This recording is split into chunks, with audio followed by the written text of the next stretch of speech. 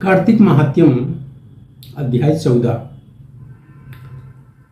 जालंधर को इस प्रकार धर्मपूर्वक राज्य करते हुए देख देवता क्षुब्ध हो गए। उन्होंने देवाधिदेव शंकर का मन में स्मरण करना आरंभ किया। तब भक्तों की कामना पूर्ण करने वाले शंकर ने नारद जी को बुलाकर देव कार्य की इच्छा से उनको वहां भेजा। शंभु भक्त नारद शिव की आज्ञा से देवपुरी में गए। इंद्रादिक सभी देवता व्याकुल हो शीघ्रता से उठ नारद जी को उत्कंठा भरी दृष्टि से देखने लगे। सबने सब दुखों को कहकर उन्हें नष्ट करने की प्रार्थना की। नारद जी ने कहा, मैं सब कुछ जानता हूँ, इसलिए अब मैं दैत्यराज जालंधर के पास जा रहा हूँ। ऐसा कहकर नारद जी देवताओं को आश्वासित करके जालंधर की सभा में आए। जालंधर ने नारद जी के चरणों को छुआ, पूजा किया और हंसते हुए कहा। जालंधर बोला, हे ब्राह्मण, कहिए आप कहाँ से आ रहे हैं, यहाँ कैसे आए हैं? मेरे योग्य जो सेवा हो उसकी आज्ञा दीजिए। नारद जी प्रसन्न होकर बोले, हे महाबुद्धिमान जालंधर, तुम धन्य हो।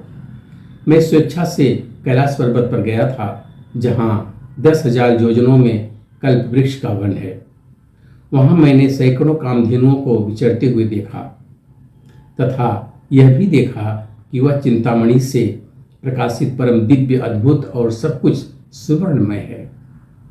मैंने वहां पार्वती जी के साथ स्थित शंकर जी को भी देखा, जो सर्वांग सुंदर और गौरवर्ण त्रिनेत्र और मस्तक पर चंद्रमा धारण किए हुए हैं। उन्हें देखकर मुझे बड़ा आश्चर्य हुआ। इनके समान समृद्धिशाली त्रिलोकी में तो कोई भी नहीं है। हे दैत्येंद्र, उसी समय मुझे तुम्हारी समृद्धि का स्मरण हो आया और उसे देखने की इच्छा से ही मैं तुम्हारे पास चला आया हूँ। यह सुनकर जालंधर को बड़ा हर्ष हुआ। उसने नारद जी को अपनी सब समृद्धि दिखला दी। उसे देख नारद जी ने जालंधर की बड़ी प्रशंसा की और कहा। नारद जी बोले, निश्चय ही तुम त्रिलोकपति होने के योग्य थे।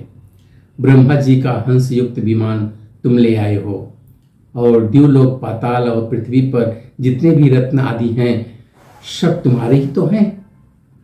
ऐरावत, उच्चैःश्रवा घोड़ा, कल्प वृक्ष और कुबेर की निधि भी तुम्हारे पास है।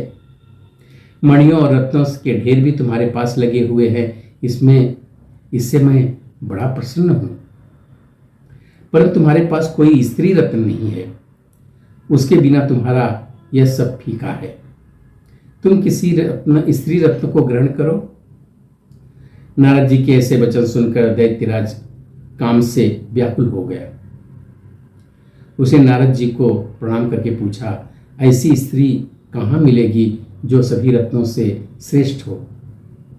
नारद जी ने कहा, ऐसा रत्न तो कैलाश पर्वत में योगी शंकर के पास ही है। उनकी सर्वांग सुंदरी पत्नी देवी पार्वती बहुत ही मनोहर है। उनके समान सुंदरी तो मैंने किसी को नहीं देखा। उनके उस रत्न की उपमा तीनों लोक में कहीं नहीं है। देवर्षि उस दैत्य से ऐसा कहकर देव कार्य करने की इच्छा से आकाश मार्ग से चले गए। जय जय श्री हरि, जय जय श्री हरि।